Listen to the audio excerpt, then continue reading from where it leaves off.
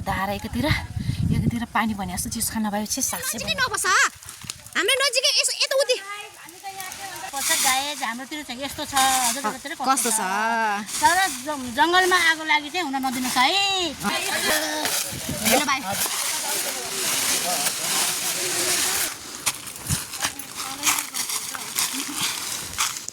हामीहरू चाहिँ डढेर नियन्त्रण गर्न जङ्गलतिर फेरि छिरेको छ आज पनि गाइज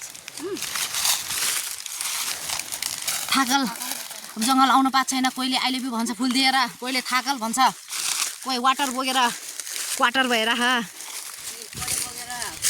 छोरे भएर गाइज हाम्रो सरहरू हुनुहुन्छ हजुरहरूलाई म भिडियोमा देखाउँछु अब सर मात्र हो कि म्याम पनि हो त्यो चाहिँ थाहा भएन होइन माइठमहरू चाहिँ टन्नै आउनु भएको छ फेरि 2-3टा बच्चाको आमाहरू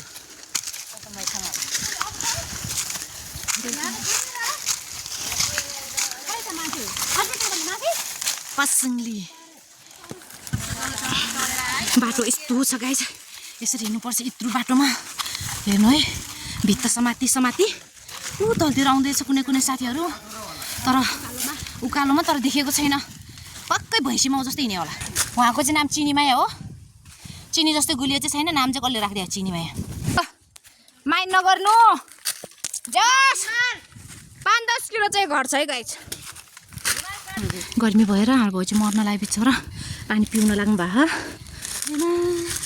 गाह्रो छ नि हो गाइज हेर्नु हामी यस्तो घनघोर जङ्गलमा आइपुगेको छ यहाँबाट एउटा सहर देखाइदिनु हुन्थ्यो तर जङ्गलै छेकिरहेछ के गर्नु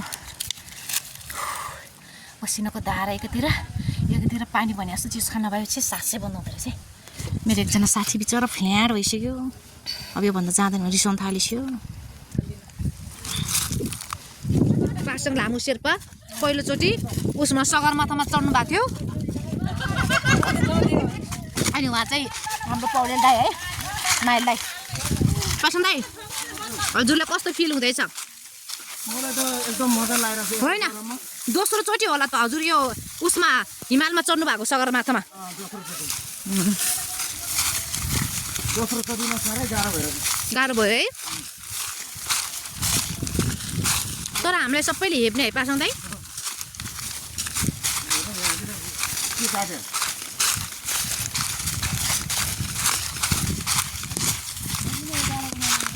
गाइस हामीहरू उसमा आइपुग्यो है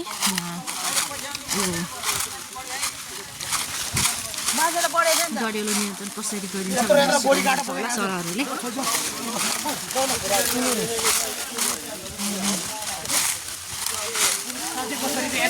वन डढेलो रोकथाम तथा नियन्त्रणको लागि अन्तर्गत जरुरी सूचना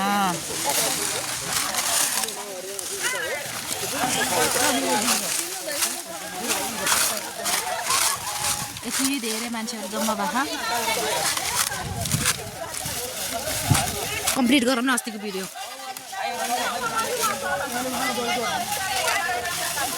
ओइ हाई हेलो दे न यार मिले बा हेलो भाइ how are you Yashoda Gurung हाम्रो कान्छी दिदी पार्वती माइली भाउजू याली बोले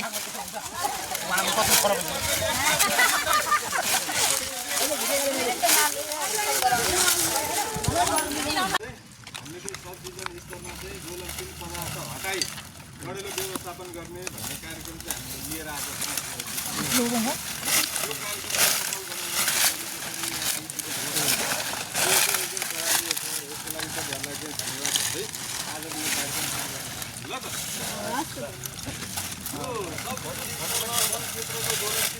हटाई डढेलो व्यवस्थापन भन्नेको अर्थ चाहिँ के हो भने वनमा लाग्ने आगो लाग्ने सम्भावना भएका वस्तुहरूलाई हामीले चाहिँ समूहको मान्छेले चाहिँ कसरी त्यसलाई व्यवस्थापन गर्ने नदिने त्यसलाई हटाएर हुन्छ कि जङ्गलबाट चाहिँ घर लिएर गयो भने कि जङ्गलले व्यवस्थित आगो लगाएर जङ्गलमा चाहिँ त्यो चिजहरू आगो लागेको त्यसलाई नियन्त्रण गर्नको लागि यो कार्यक्रम आगो लाग्नलाई 3 चिज चाहिँ एकदम अपरिहार्य हुन्छ। 3 चिज चाहिँ अहिलेसम्म कहिले पनि आगो लाग्दैन।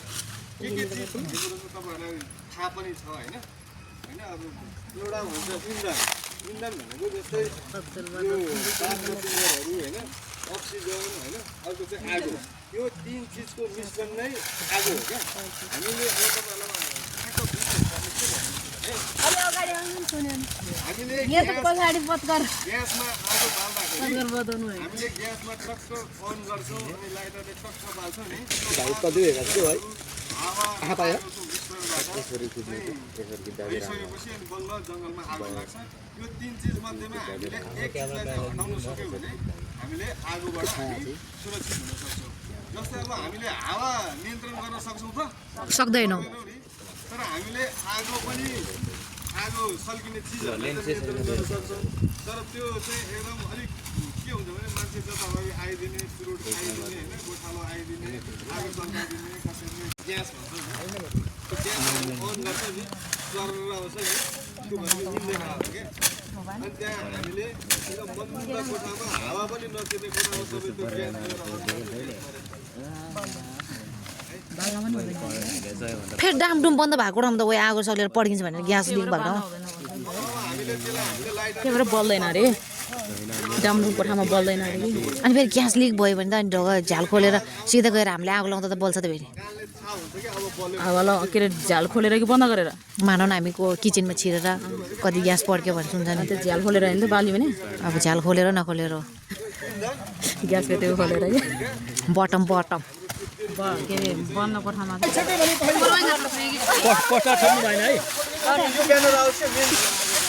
हामीले डढेलो नियन्त्रणको लागि यसरी गरिन्छ।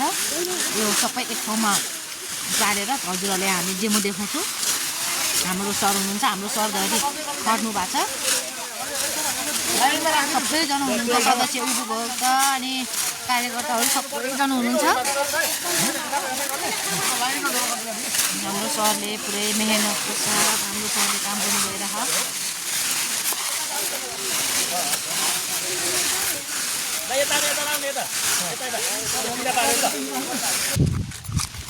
आगो लाएर मेरो भिडियो कम्प्लिट भएको थिएन कि।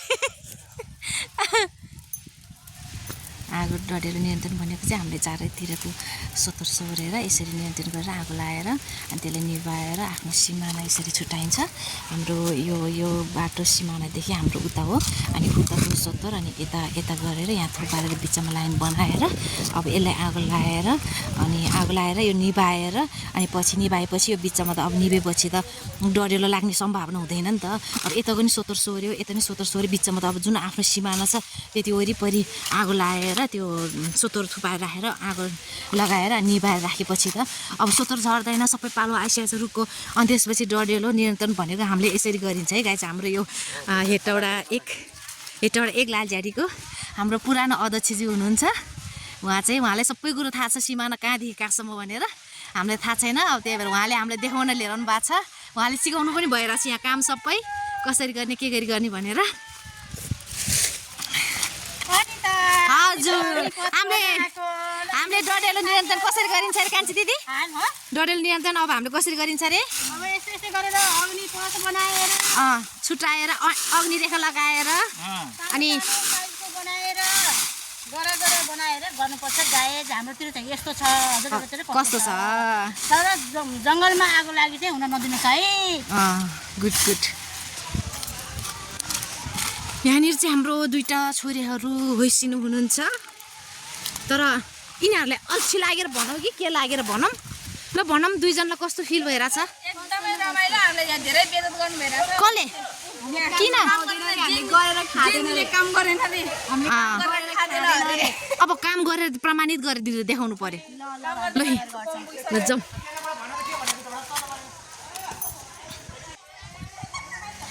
यो डढेलो यो के अब यो बाल्ने, यो आगो लगाउने अनि यसलाई निभाउँदै अनि फेरि माथि थुपार्दै निभाउँदै गर्ने, यसलाई भनिन्छ डढेलो नियन्त्रण।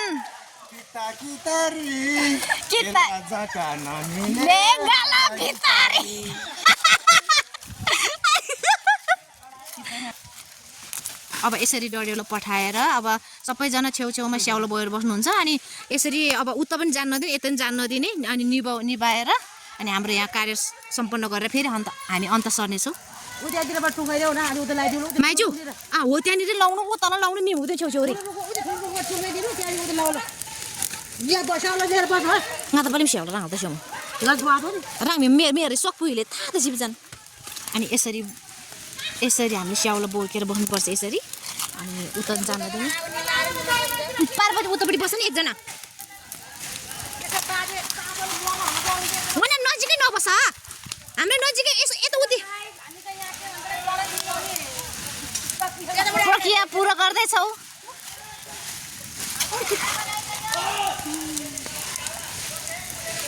हामी यहाँ छ यताउति जान दिँदैन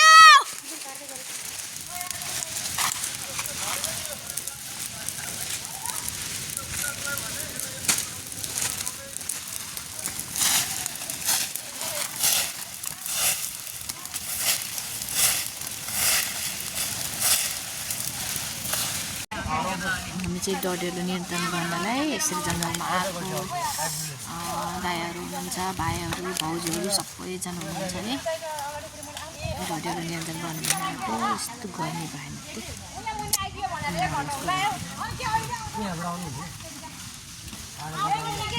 गाइस हामीहरू यसरी काम सम्पन्न गरेपछि हामीलाई खाजाको व्यवस्था पनि गरिएको छ अब भोक त लागिहाल्छ होइन गाइस अब खाजा खान आऊ भन्नुभयो सरहरूले हामी खाजा खान जाँदैछौँ होइन यसरी खाजा लिएर आउनु भए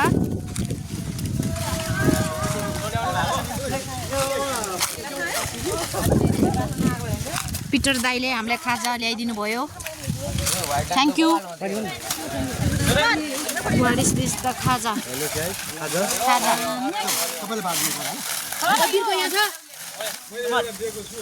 अनि चमच र कचौरा चाहिँ के ल्याउँछ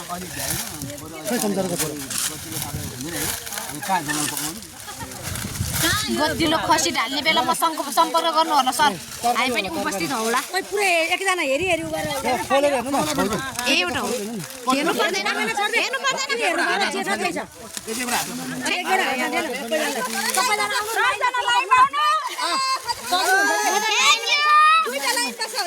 सुरुमै मैले यसरी खाजा हामी बाँड्दैछौँ खाजा खाएको पनि व्यवस्था छ आसो पानी लिएर आइज न आसो पानी एउटा लिएर एक ठाउँ बसौँ न एक ठाउँ बस्ने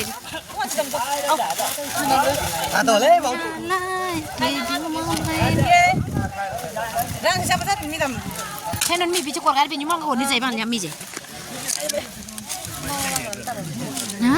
के रहेछ खाजा खोल्नु त दुईटा अचार तरकारी पनि रहेछ चमच र कचौरा माग्नु तर मलाई भाउजू टमाटर तरकारी लिएर आउनु न कचौरा टमाटर कचौरा तरकारी रहेछ त पानी जाने 3-4 लिएर आउनु है हाम्रो साथीले खाजा खान सुरु गरिसक्यो सबैजना व्यवस्थित तरिकाले बसोबास गरेर खाजा खाँदै हुनुहुन्छ